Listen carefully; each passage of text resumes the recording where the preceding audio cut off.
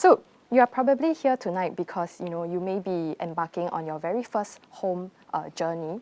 And while that may be a very exciting decision or a task, it can also be a very daunting one because I remember when I first started on purchasing my own house, I wasn't really sure about where to start, right? And I was feeling all sorts of mixed emotions, from happiness to being a little bit anxious as well, right? And I don't know, for some of you here, maybe you are also considering to purchase a BTO in the West. I'm a fellow West Sider. So I've recently purchased my own BTO. And yeah, during that process, I realized that, there's really a lot of things to look out for, right? And for those of you who may be tuning in today, you may share the same sentiments as me. So as to guide, your very first home purchasing journey, we have here with us Serene from the Customer Services section from HDB, who assists home seekers on their new or resale flat purchases. And also here with me, I have here Yuji from the CPF Board's Outreach and Partnerships Department, who develops and executes outreach initiatives to educate Singaporeans on the importance of retirement planning. Right, so maybe at this point, we'll first like to get to know you guys a little bit more, right? So we'll be launching a poll on Zoom. So you'll be seeing a poll right in front of you, right? And let us know tonight, what is your intention, or why are you here today to tune in and listen to us, right? So maybe you could be, planning to buy your own HDB BTO or your resale flat, or you could be interested in purchasing a private or EC. Or maybe you're just someone who are a little bit more curious, you just want to find out a bit more details on the process. So just let us know why you are tuning in here tonight. All right, so I think we can just give a little bit more time for some of our friends here who may not have entered the poll. All right, so maybe we can close the poll in 5 seconds. So in 5, 4, 3, 2, 1. All right, so here I'm able to see that we have, quite an equal number of people who are interested in buying a BTO flat or a resale flat. So about 37% and 38%. And then, 37% who is interested in buying a BTO flat and 23% who is interested in buying a resale flat, right? So as the poll options have shown, right, when it comes to housing, there are a few options, right? So maybe before we dive into those options, maybe can I ask our panelists here, maybe one of you can share whether you have purchased your own BTO flat. Yes, so for me, actually, I purchased my BTO flat 5 years ago, and my location is at Tengah, which is also in the west side. Oh, yeah. So proud fellow West Siders yes, definitely. here. Yes. West side. Yeah, so it's a 4-room apartment, and when I bought this house, it was a similar situation as you. I was really anxious and not sure how I should begin planning for my finances, right? Because it's a huge commitment. Yeah. Like, even though Tengah is one of the cheaper options, right? But few 100K is not a small amount to someone who is still studying at that time. So, I definitely wish there was a session like this I could join last time. Yeah. And yeah, you guys made the right choice. So if you still have friends who want to join this session, do feel free to invite them in, because we'll be sharing some tips and tricks on how you can utilize your CPF, on steps you can do to purchase your first home. Yes. All right. So as the poll options have shown, right, when it comes to housing, there are a few types of options that we can look at. So for example, your BTO, resale, right? So maybe Serene, can you share a little bit more on these options that are available for the public? Sure. Actually, flat buyers who wish to buy a flat from HDB can consider buying a flat from HDB or a resale flat from the open market. That's where most of them are interested to find out as well in today's session. So for buyers who are interested to buy a flat from HDB, they can apply for one in one of our various modes of sales. So namely, we have built to order, BTO, we have sales of balance flats, SBF, and we have open booking of flats. So of course, our main supply of flat will be launched under BTO exercise. For SBF and open booking, the flat supply is very limited because they are balanced flats from the past launches. So, and generally they are very popular because the waiting time is near completion or has already completed. That's why the application rate will be very high. For buyers who have specific location preference and have urgent housing needs, we would strongly encourage them to consider buying a flat from the open market. Because first, of course, definitely there's no waiting time for construction, and they are available in different sizes, locations, and designs. And we have seen an increasing housing demand in the recent years. So the demand is mainly from young couples, seniors, and even singles, because now a lot of us value privacy, want to live on our own or instead with our family members. So we also noticed that flat buyers are also bring forward their flat purchase to preempt a possible delay in the constructions. So to meet the increasing demand, we have actually ramped up our flat supply and offered more than 63,000 flats in the past 3 years. So with the ramp up of the flat supply, we have managed to stabilize our BTO application rate for first-timer across all flat types. So in 2023, it was brought down to 1.9 as compared to 3.7 in 2019. So that's why with the stabilization of the BTO application rate, we have announced last month that we are going to launch 19,600 flats in this year. It will be across 3 sales exercises in February, June, and October. Yeah. So with the 3 sales launched, flat buyers can look forward to a bigger housing supply with wider range of flats and locations at each launched. So we also understand one of the major concern or consideration for buyers to buy a BTO flat is the waiting time. So that's why HDB has put in measures to reduce the waiting time. So in this 2024, we are going to launch 2,800 shorter waiting time flats. So they have a waiting time of less than 3 years. And 75% of our flat supply will have waiting time of 4 years or less. Right. So, Serene, just now I saw that, actually just this morning I received a ping from HDB Telegram chat Yes. sharing about, the HDB launch today, right? So I see that, there's actually quite a range of BTO flats that are being offered in February's launch. So maybe can you share a little bit more about that for us? Definitely. So we have launched our February BTO and SPF exercise this morning. So for this exercise, we have launched more than 5,000 flats. So for BTO projects, we have 7 projects across 6 towns. And concurrently, we have about more than 1,500 of SBF units across various towns and locations for sale as well. So let's take a look at the towns that we have offered.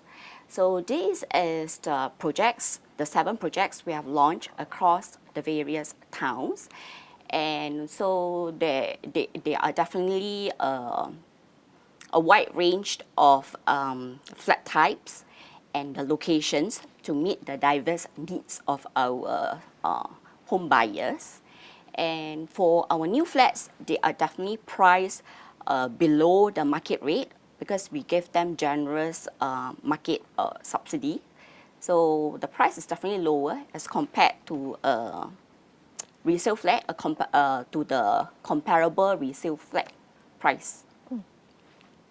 Right. So I also understand that, there's new classifications for new flats that are being introduced this year, right? Yeah. So that would mean that, the non-mature classification and the mature classification will no longer be applicable, right? So Yes. may I know a little bit more about what are these new classifications and when will they kick in? Okay. In last year National Day rally, our PM has announced that HDB is going to adopt a new framework for our flats. That is to be from second half of this year onwards. So we are moving away from our current mature, non-mature estates classification. So instead, we'll be moving towards something more location attribute wise classification. So what are standard, plus, and prime? So standard flats is, of course, that will be majority of supply. It will be across in all location, and they will remain the most affordable flats. And you will have the usual restrictions like our 5-year minimum occupation period. Well, plus is something whereby you are willing to pay at a extra price, higher price, to get a flat in your more convenient and preferred location. So for this plus, it will also come with tighter restrictions, like the minimum occupation period will be 10 years instead, and there will be some additional resale restrictions as well.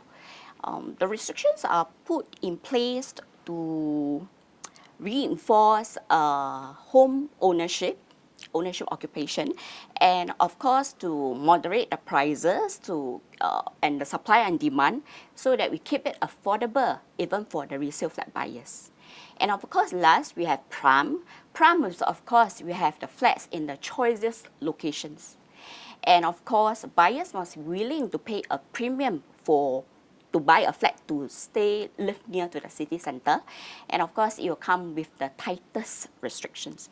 So actually, our main objective of this new framework is basically to keep our flats affordable, inclusive, to have a good social mix while ensuring that the system is fair to everyone.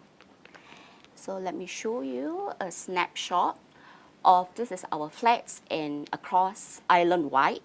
So our goal is to have a good mix of various public housing across regions to meet our Singaporeans' housing needs. So since 2021, actually, we have launched this prime location public housing model, PLH. So we have launched this to moderate the price and then to keep it affordable. So we will continue to do so under the existing conditions for our new prime model.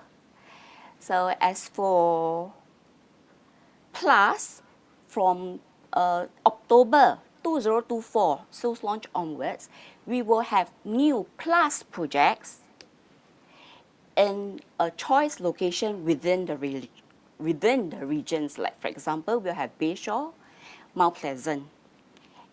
So you can see our objective is to have flats all over the region, and this new framework is only applicable for projects launched from October 2024. It's not applicable for the existing flats. Ah, I see. Okay. So that actually shares a lot about this entire new framework, right? But with these new conditions, or rather this new framework, will the eligibility conditions criteria change? Okay. For our eligibility conditions, all along, to buy a flat from HDB or to get a housing grant for your resale flat, subsidized housing, we always have a set of eligibility conditions. So, of course, flat buyers, you can apply as families or singles. So for families, we have put in place citizenship requirements. So it must be at least one Singapore citizen with a Singapore PR. Your monthly household income must not exceed 14,000. For singles, it must be citizen, of course, age 35 and above. Your monthly household income must not exceed 7,000. And in fact, with the new framework, so from October onwards, October this year, singles can apply for 2-room flexi flats island-wide. So on top of this, we also have other conditions like non-ownership of private property. So even if you be it local or overseas, and even if you have sold one, and you must have wait out 30 months after you have disposed of the private property. So we have put a set of such stringent eligible conditions is mainly we want to ensure our housing subsidies is ring-fenced for our Singaporeans who need it the most. Yeah. Right. So when it comes to housing purchase, right, I think maybe myself and Yuji, we share the same sentiments. When we first bought our purchase, I think one of the things is we are more concerned on is about eligibility, on affordability, right? Whether we are able to afford a house that is within our means, right? So, Serene, are you able to share some of the support measures that are being put in place to support our first-time home buyers, for example, grants, etc.? Yeah. So,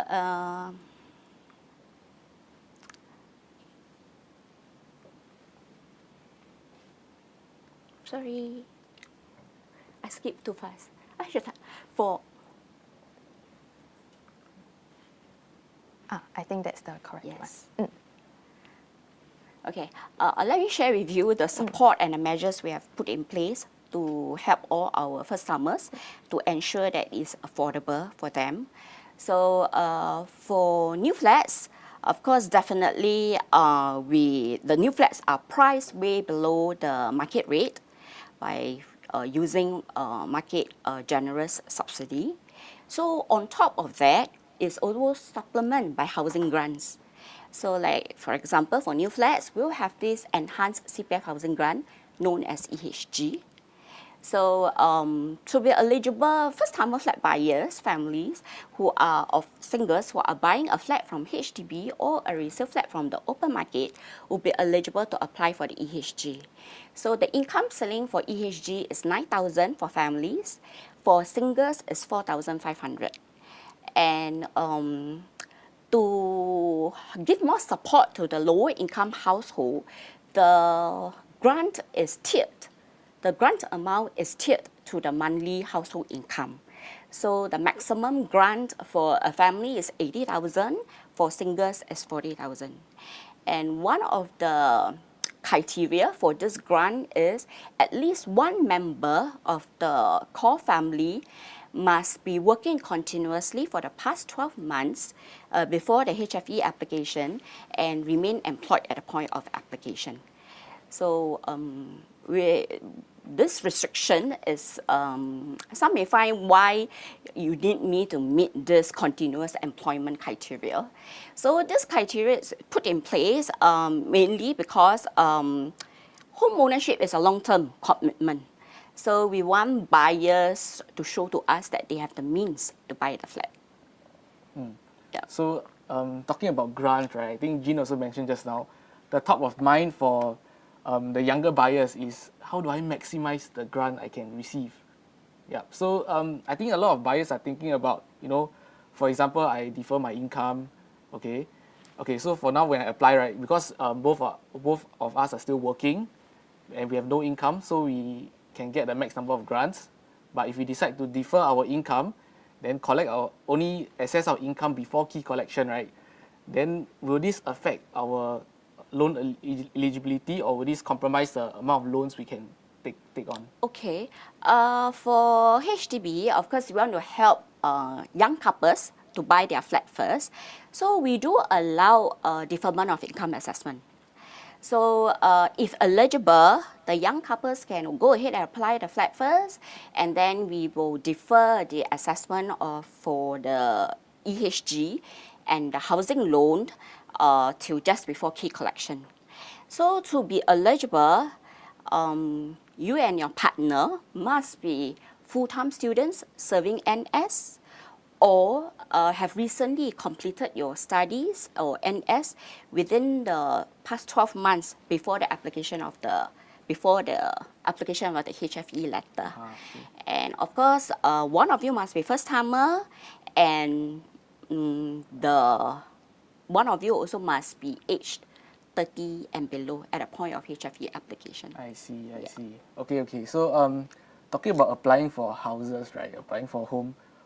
So Jean, how long how long did it take to apply for a home? Like how many tries do you take to apply for a home? Oh, okay. So I think for myself, I had three tries before I successfully got my Westside BTO flat. How about see. yourself? I see. Wait, so your 3 tries, all 3 you applied in West Side? Oh, no. So I tried, so first time I was a little bit more excited. I wanted to go for somewhere maybe like city fringe, more central. Then I realized, okay, maybe, looking at my budget, talking to my partner, I said, oh, maybe we should relook, right? So we changed our strategy a bit, and then we look for somewhere that is in previous classification is called non-mature estate. So that therefore I think that bumped up our chances lah.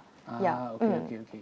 So you want to guess how many tries I took to get my house? Wait, so I did 3 tries, so Yes. maybe you 5? Actually, I only got it in 1 try. Wow, 1 try. Yeah, you want to guess my queue number?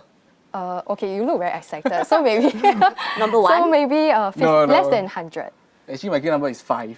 Oh, So I'm Wow. one of the lucky ones to get my house so Wow. quickly and such a low queue number. But maybe Wow. because my house is in Tengah, so maybe it's Right. not so popular at that time when At I that applied. time, Yeah, I think correct, now correct. it's really very Yeah, popular. now I think Tengah is quite popular because they're trying It's to the new develop town.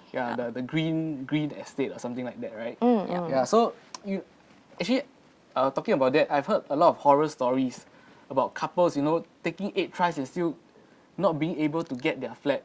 So how does HDB help this group okay. of members? Okay, I think I must clarify your horror stories. Okay.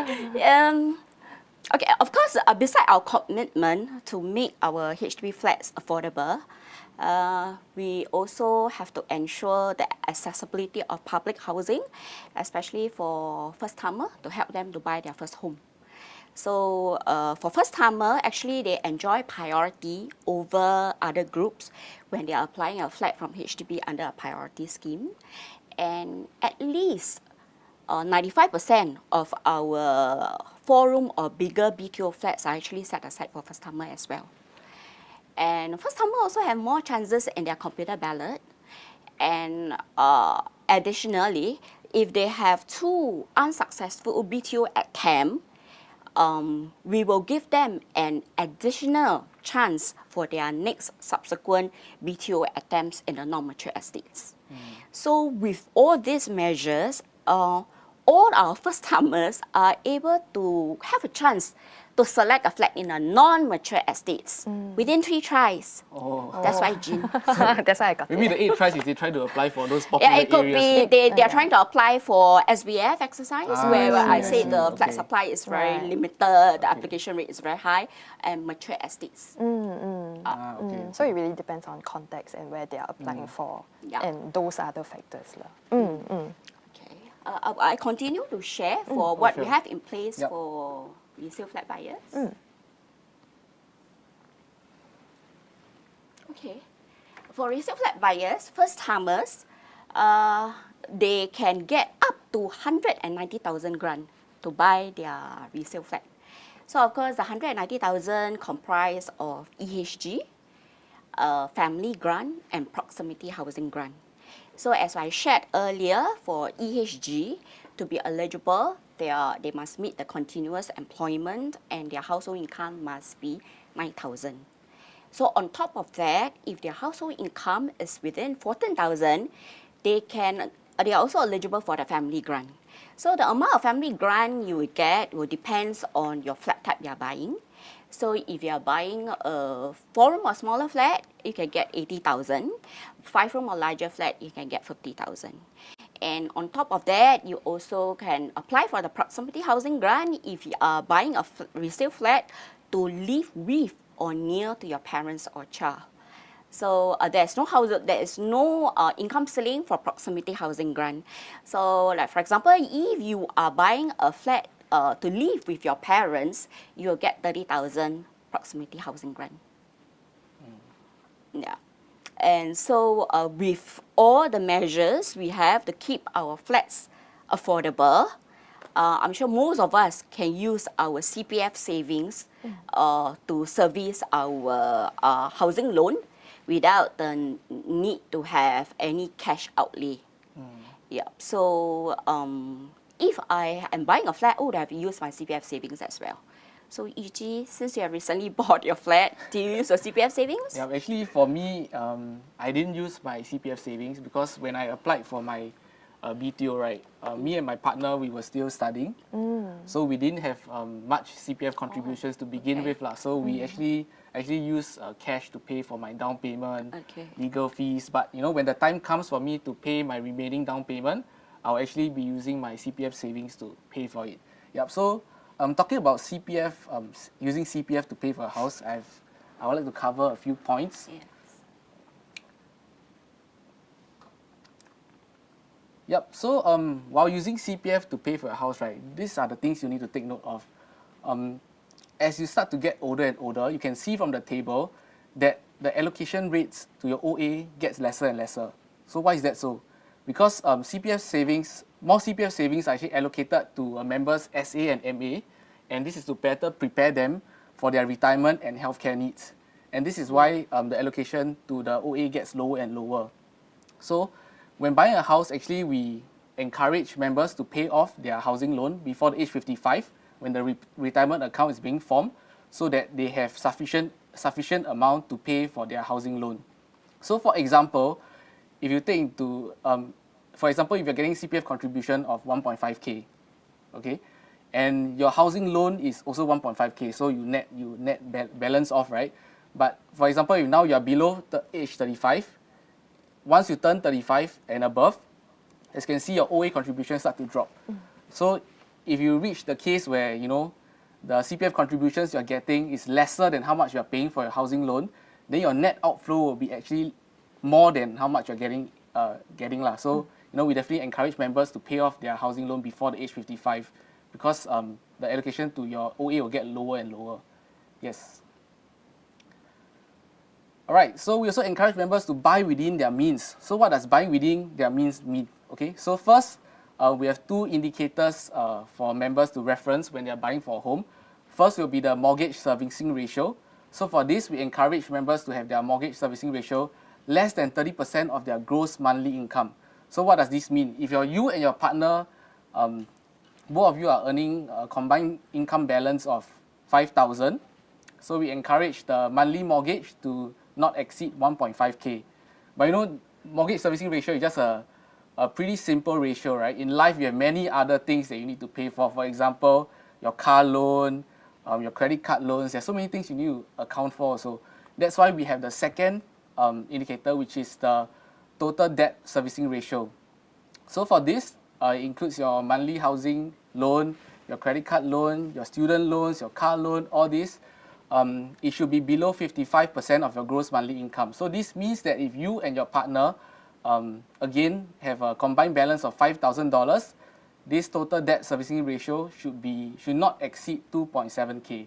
Yeah, so just a tip for financial prudence, consider allocating less than 25% of your gross monthly income to housing installments. Alright, so good news is actually CPF, we have a first home calculator to help you estimate the property price and the amount of housing loan that you can afford. So my tech support will now be sending the link to the chat so you can use this calculator to estimate the property price and amount of housing loan that you can afford. So one thing I want to point out is this calculator is super easy to use. So I tried it when I was applying for my flat.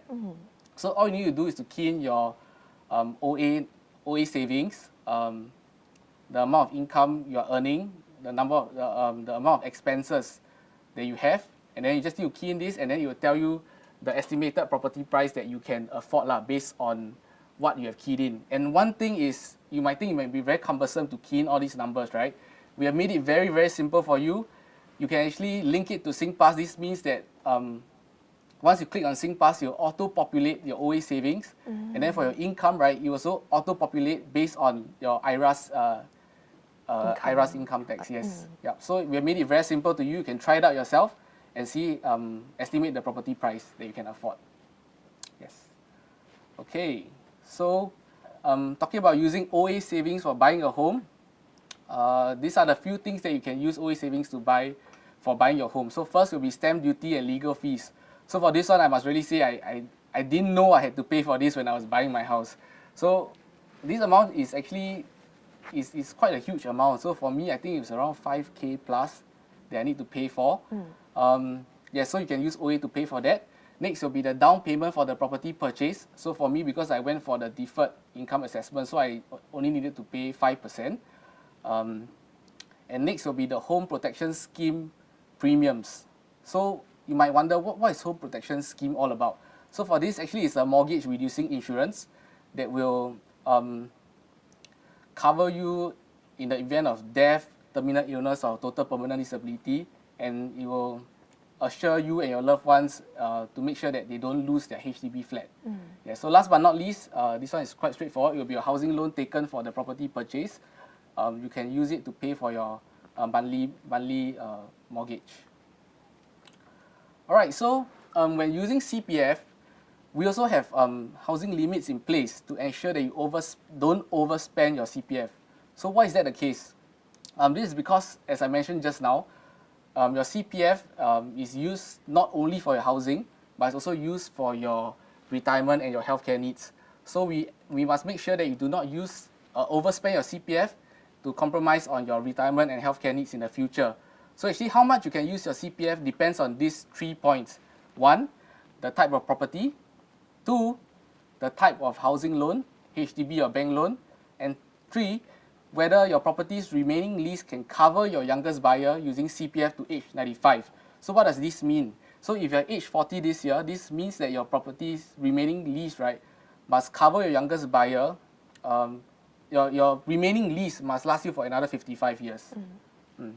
So now I'll cover more in depth on the different housing limits based on the property, the housing loan.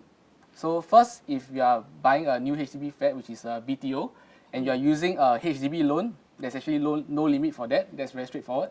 So second, if you are buying a resale HDB flat and you are using your HDB loan, the applicable housing limit will be the lower of the valuation or property price at the time of purchase. But if you are able to set aside your BRS, which is the basic retirement sum, there's no limit to your how much CPF you can use. Last, you will be using a bank loan to finance a HDB flat or a private property. So this similarly will be the lower of the valuation or property price at the time of purchase. And if you set aside your BRS, you can further use 20% of your OA savings. Yes, so let me give you an example to illustrate how this whole thing works. So for example, this couple, Claire and Chandra, they decided to get a resale HDB flat. Their property price is 520,000, but the valuation is 500,000. So what number are we using here? It will be 500,000, right? Okay, because it will be the lower amount based on the valuation. Okay, so let's not talk about, so Claire and Chandra, they're getting a resale HDB flat. We don't talk about BTO because it's very straightforward. So for a resale HDB flat, if you don't set aside your BRS, okay, for HDB loan, the limit will be 500,000, and for bank loan, it will be 500,000. But if you set aside your BRS, there will be no limit for HDB loan, and for your bank loan, as I mentioned, you can use 20% more, which is 600,000 in this case. Okay, hope you have a better understanding of how the housing limit works. And another good news is we have another calculator for you to calculate how much ordinary account savings you can use for property purchase. So my tech support will now pull up the link for you to use. Yes. And to try. You can also scan scan the QR code on the screen to try this calculator out. So for this, all you need to do is to key in your property price, the loan you are going for, and then with all this information, you can actually estimate how much OA savings you can use for your property purchase. All right. Okay, so when purchasing your home, right, you also definitely need to choose a loan that suits you. Okay, so there are 2 types of loan: HDB loan or bank loan. So there are differences if you decide to go for these 2 different loans. Okay, so for the maximum loan amount, if you decide to go for a HDB flat, will be up to 80% of price of flat, whichever is lower. And for a bank loan, it will be up to 75% of price of property value, whichever is lower. And for down payment, if you decide to go for a HDB loan, You can use a combination of CPF or cash to pay for it. But if you decide to go for a bank loan, you have to fork out 5%, at least 5% in cash. Yes. So the interest difference for both, for HDB loan, it will be pegged at 0.1% above CPF OA interest rate. And for banks, it varies across banks. So it depends on whether it's in a high interest rate environment or a low interest rate environment. So it will differ accordingly. Yes, so let me give you another example. So now Claire and Chandra, they decide to get a HDB BTO flat at $500,000.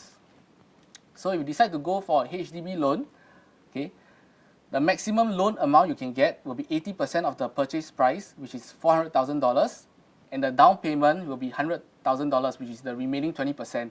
And for this, you can use CPF, cash, or a combination of both. But if you decide to go for a bank loan, you will have to, the maximum loan amount you can get is $375,000, which is 75% of the purchase price, and 5% of the amount you need to fork out using cash. So it will be $25,000, and the rest you can use CPF, cash, or a combination of both. Okay, so when purchasing a house, one thing you need to take note is your property value is not the only thing that you need to be aware of, because the interest payments actually is a huge sum that you might need to fork out for to pay. Okay, so for example, if you see in the screen in the graph, right, if you decide to go for a HDB flat, based on 2.6% interest rate over 25 years and 80% of loan or purchase price, the amount you have to pay, the amount of interest you have to pay is around $144,000. And if you decide to go for a private property, if you base it on a 4% interest rate over 25 years and 75% loan or purchase price, the interest you need to pay is $525,000, and that is more than 1/3 of your property price. So yes, interest is something that you need to be aware of when purchasing your home.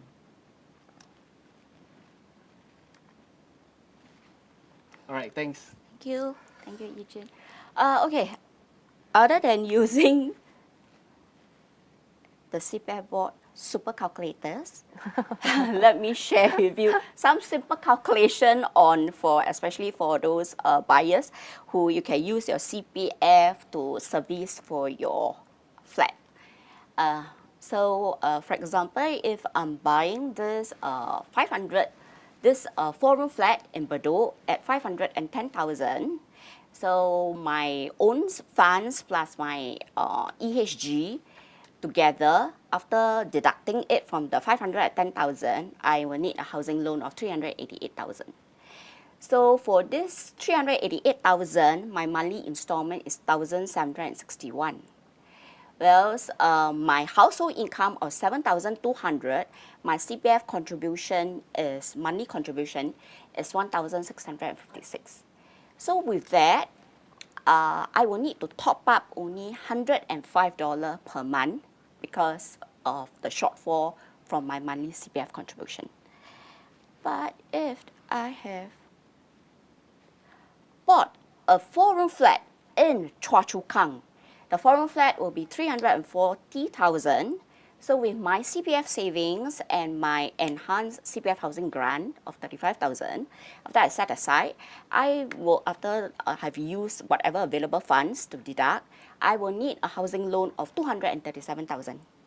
So with my household income of $5,600, my monthly CPF contribution is about $1,200.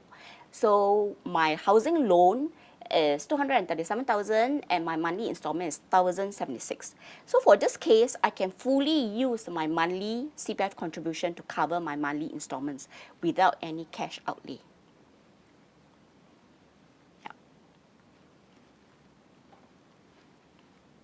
All right, so I think next we are going to move into sharing a little bit about the home protection scheme, right? Yes, so I think Yuji, do you want to share a little bit more about that? Okay, the home protection scheme. So I think I mentioned this briefly just now. Let me wait for the slides to come up first. Yes. So the home protection scheme, what is it all about? So like I mentioned just now, it's a mortgage reducing insurance, and it protects you and your loved ones from losing your HDB flat in the event of death, terminal illness, or total permanent disability before your housing loan is paid up. This means that if event that unfortunate event occurs, right, and you are able to claim, your loved ones will have peace of mind because the housing loan will be fully paid up for and they don't need to worry about it anymore. So who should be getting this HPS? So this HPS is actually compulsory for HDB flat owners paying their monthly housing installments using CPF. So those using cash are also strongly encouraged to apply because, as you know, it really can give your loved ones a peace of mind. And not only that, actually for HPS, the premiums are one of the lowest in the market, and it also can be paid with your ordinary account. So this is why we definitely encourage everyone to get the home protection scheme. So if you want to find out more about the home protection scheme, you can scan the QR code, and my tech support will also be sending the link in the chat. Alright, so let's move on to the HFE, Yes. right? Yeah, okay. A lot of, actually we have received a lot of inquiries from young couples especially because they, on their buying process, because they find it's very daunting. I think as what Jean has shared earlier as well, they do not know where to start. So that's why to kickstart, I will bring you through the flat buying process for new flat and resale flat so that you can start planning and buy your first flat. So to kickstart on your flat buying journey, first you must apply for this HDB flat eligibility letter, HFE. So this HFE letter will inform you of your eligibility to buy a new flat or a resale flat, whether you are eligible for grant and what's your grant amount, and whether you're eligible for loan and what is your maximum housing loan you'll be granted. So concurrently, when applying for the HFE letter, you can also apply for a housing loan from the participating financial institution. So you can find out on the loan eligibility from your preferred loan provider. This HFE letter process is fully digitalized, online, and is free of charge. So currently, it takes about 1 month to process the HFE, especially before sales launch and during sales launch. So flat buyers are advised to plan early, plan ahead, apply early if you have the intention to buy a flat. And so in June 2024, our next sales launched, we are going to offer more than about 6,800 flats across various locations like Kallang Wangpo, Jurong East, Tampines, Yishun, etc. So if you are interested in participating the June 2024 BTO exercise, please remember to apply for your HFE letter and submit with all your supporting documents by 15th of May this year. So let me bring you through the journey to buy a flat from HDB. So of course, just now as I shared, first you must have a HFE letter. So once you have an HFE letter which will state your eligibility, whether you can buy a BTO flat. So if you are eligible, so when there's a launch of BTO exercise and you're interested in the flats that is being launched, you can submit an application during the sales launch period. In case you're not aware, from this sales launch onwards, this February 2024 BTO sales launch onwards, we have extended our application period to 8 days instead of 7 days. So we hope, so we give more time to the flat buyers to make an informed decision on their flat buying. So when at the point of submit applications, you need to choose and select the town, the flat type that you're interested in, and you need to pay a $10 application fee. So after the close of the application period, all the applications will go through a computer ballot where you'll receive your ballot result. So if you are successfully shortlisted to select a flat, attend a booking appointment to book a flat, then you will need to pay an option fee by nets up to $2,000.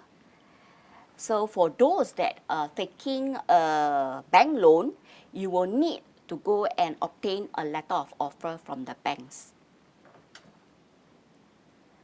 So from 4 months after you have booked a flat, we will invite you to sign the agreement for lease.